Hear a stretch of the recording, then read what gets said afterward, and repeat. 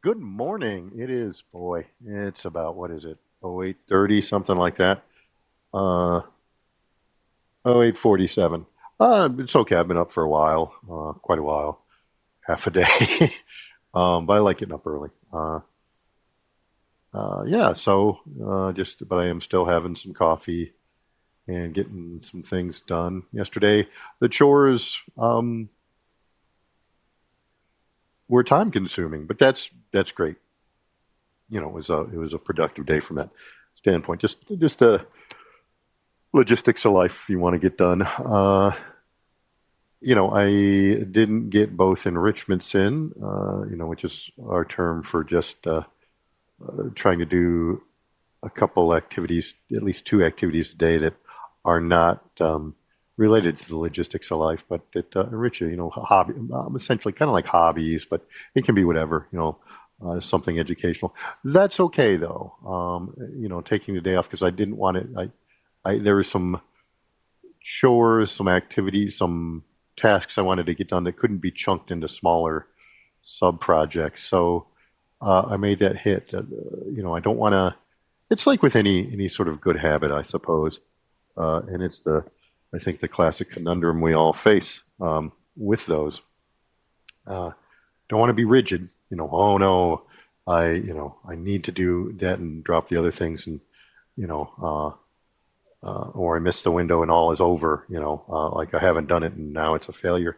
I chose to prioritize some other things, and that's the one side. But the other side is, do you start getting that slip? You've let it slip once, and then all of a sudden, a month later, it's something you used to do, and I don't want that either.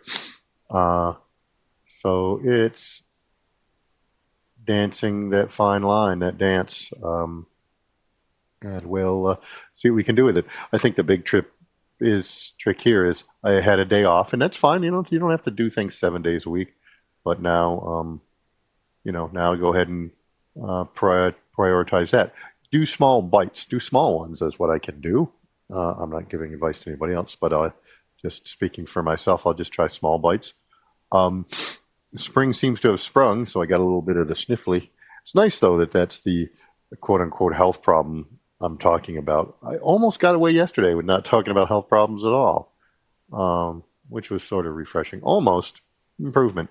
But I do mention the hay fever just because I'm looking at the voice practice, and it'll be an interesting challenge, with the extra uh, hay fevery, swelly postnasal goodness. Um, which is a funny thing because I think back in the day there's the stereotype of the nightingale of the you know prima donna vocalist, uh, that is delicate and has to drink tea and honey and things like that. Uh, Even just with the little vocal training that I have definitely gotten more empathy for that now.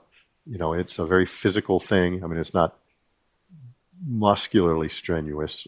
It's not like powerlifting. It's a different thing though. But you're maybe working muscles of your vocal tract and of your pulmonary system. But a lot of that's really delicate.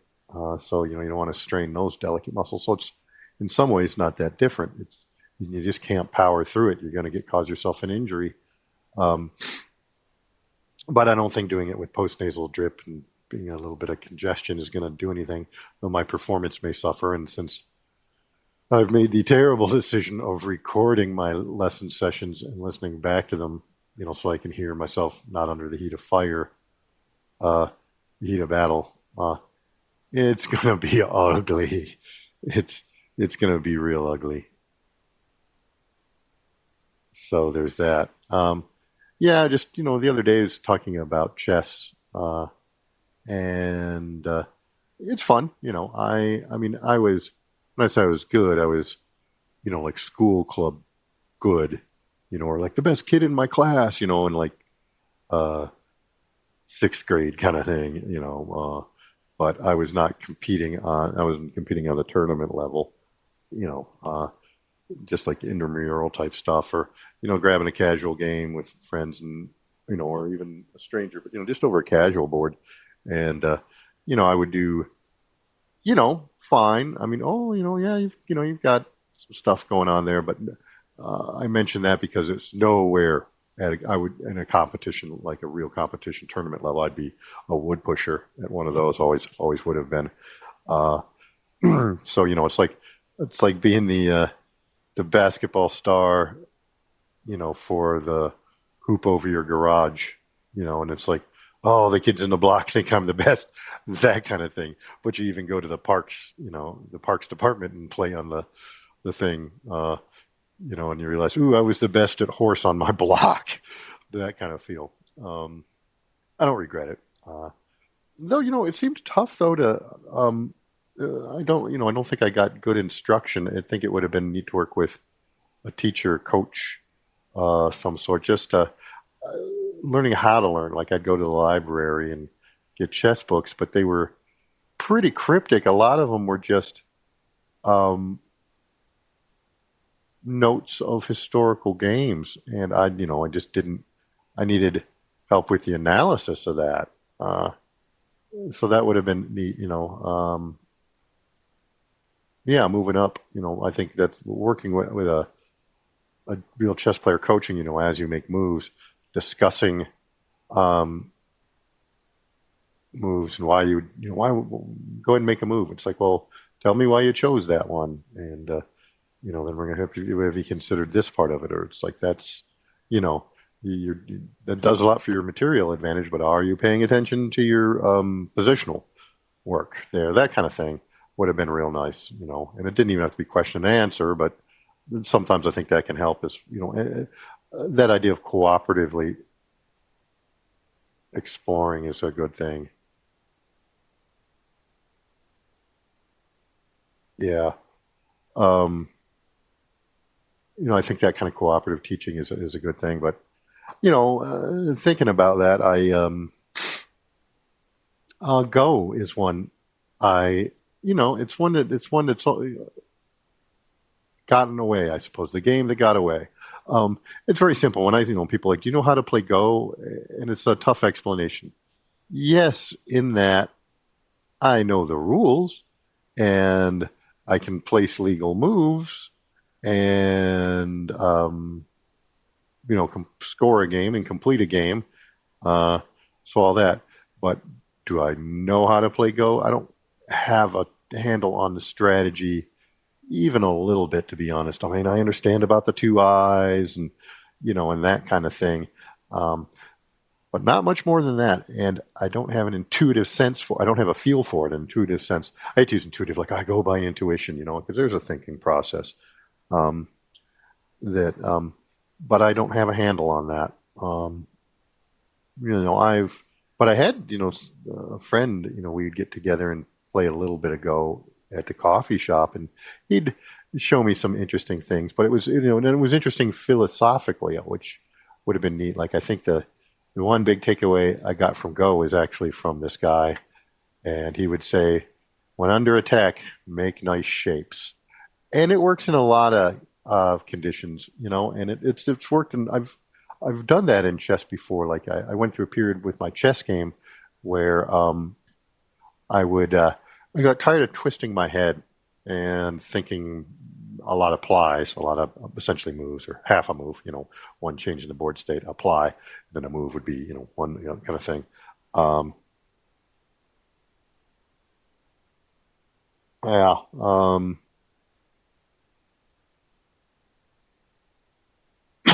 Excuse me. Sorry about that. Just had a little cough to deal with. Uh, yeah, we'll see about the vocals. Maybe I will have to drink some tea, but I'm liking this coffee.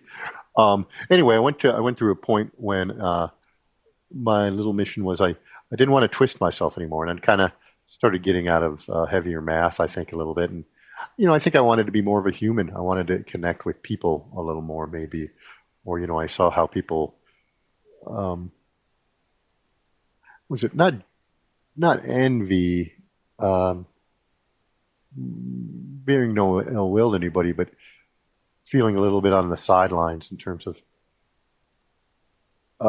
people who are like, I'm artistic and intuitive, and I don't think I ever wasn't, uh, but you definitely have that feeling, and those tend to get and I think at least at the time, in that those people would get accolades, deservedly so. I very much appreciated the work, where some of the heavy quant stuff at the time wasn't. I mean, I think now it does because of the heavy earning power, to be honest. Um, so that worm has turned. But it wasn't a jealousy. Why did they get that and I don't? But it was more like, oh, I felt imbalanced maybe, and that um, I needed to explore that. Like, oh, that's a weak spot I'm having, and I should. And so the accolades was like, oh, people, this is a thing of value. People value this, and um, so maybe I need to uh, connect with humans and listen to the others' opinions in terms of the value, and look at that because maybe I'm underdeveloped in that way, and I should look into that, if that makes sense. So, I didn't feel like I was treated unfairly or denied, uh, but that, which sometimes I hear a bitterness sometimes in people, which I guess I get it. It's understandable. It's just, but this wasn't that. It was, I was always kind of self-critical, and so it was a weak spot, I think, for me. And um, so I wanted to look at that a little bit and think more intuitively. Um, and so I started playing just one ply deep. Maybe you could say one turn and two plies, and that I would look at direct response. Uh, I would, for instance, I would look at a move and go, okay, that move, and I would look, is there coverage? Is there basic coverage? It's like, is anything immediately going to just eat me? And that's fair. Am I going to walk off a cliff? Um, and I might analyze it like, instead of analyzing what the moves would be, I would just count up the protection points. Like, I move this pawn up there, and it's protected by a knight and a bishop, so that's +1, +2 um, points of protection. I wasn't getting into the relative values necessarily. Just a very basic thing, and then I'd look at the number of attack vectors, that kind of thing, and I would ask myself, am I moving forward? I'm creating a forward pressure, and you look at center control maybe. So I'd maybe evaluate certain things by that standpoint, or if I was doing an attack, maybe the excuse me, the various power values, and just some parameters. But I wouldn't go down moves deep. He could do this, then that, then this, then that, then this, then that. Wasn't trying to think that way. Just trying to think more of self-consistent positioning, like with blind chess almost. Um, and my game tanked for a little bit, but I came out of that a stronger player, by doing that. And it was interesting that it didn't use that laser concentration, where by sheer force of concentration, I'll do the calculations. John Henry and the steam engine kind of thing. I was doing what, Mentat type computation, I think, before that. That was, I hope this isn't clipping, by the way, but I'm trying to do this with my ear rather than my eyes. I did boost the gain a little bit. Um, and the metering, I don't know how good this metering is, but I digress. So that was, something I explored, uh, and I think to my benefit, to my great benefit. It's like I think that was a good exploration, is to get away from that sort of thinking, and it might be good because the mechanical systems can do that um, better than I can anyway. So it is a little bit of a John Henry thing, but I also think it helped me think philosophically. Like, I had to um, break down the evaluation more. Um, but then I look at Go, and it seems to me, and again, it's a mystery to me, so I can't comment, but there is a little more of that sort of intuitive thought. I mean, the combinatorics are just through the roof on it. Um, and I don't have a sense for how to think about it mechanically. Um, I mean, I can spot it, Atari and things like that, and um, but running ladders, running with a ladder of pieces where you can try to escape by not being surrounded by keep going, which almost feels a little bit like light cycles in a way, from Tron, or there, which was an earlier game anyway, the Snake game kind of stuff. Um, but I noticed Snake because I remember when Tron came out, I was like, oh, that's snakes. Um, but you're just trying to end run so that you get out. And then, I guess in football, in American football, you got that you kind of try to end run, around your coverage, or at least around the line, as opposed to like the man-to-man coverage. Um, but I don't have beyond that. I don't really have anything. Like one thing that fascinates me about it is um, you can have fights in various places, and that's not unlike chess. It's not that chess doesn't have it. Um, or other games don't have it. In fact, I think a lot of the cooperative games are built on a plate spinning mechanic where you've got urgencies, multiple urgencies, and how do you balance the multiple urgencies? Um, uh, Games like Shadows over Camelot or Atlantis Rising, for instance, um, have it. I think Shadows over Camelot has a very, very defined, you've got the various boards.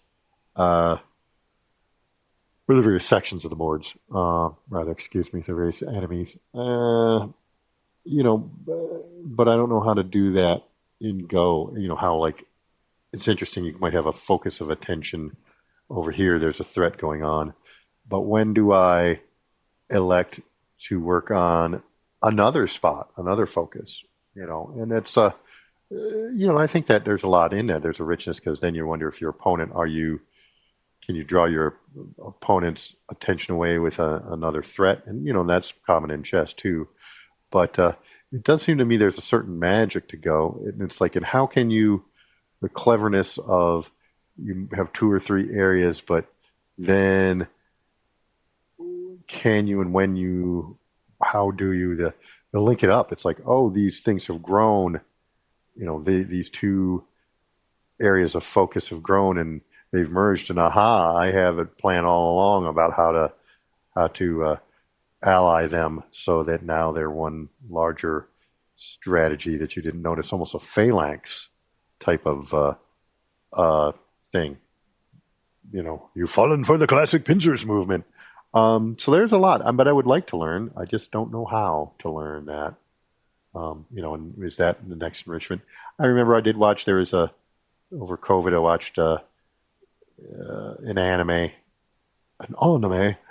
There's a Go one about a Go ghost um, inhabiting a board, a master who befriends a young boy with the Go table, and he becomes very high in the tournament levels. And they had I don't know what Dan, I think a four Dan, for maybe that was